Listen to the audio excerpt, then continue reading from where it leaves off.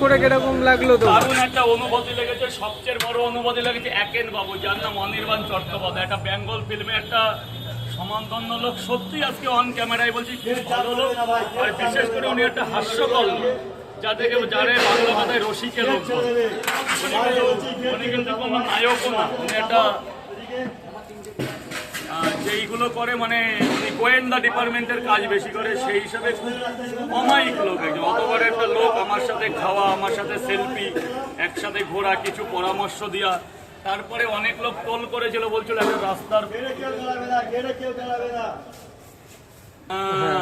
যে কি জন্য বলছিলাম যে আমার সাথে তাকে মানে ইয়ে করেছিল, মানে ওনার সাথে আমার খাই না, তা উনি তার প্রতিবাদ করেছিল যে কেন হতে পারে না একটা রাস্তার পাওয়াটা যদি মানুষকে বলে। খুব ভালো, মানে একদম মাটির মানুষ, মাটির, সত্যি মাটির, আর খুব হাস্যকর লোক।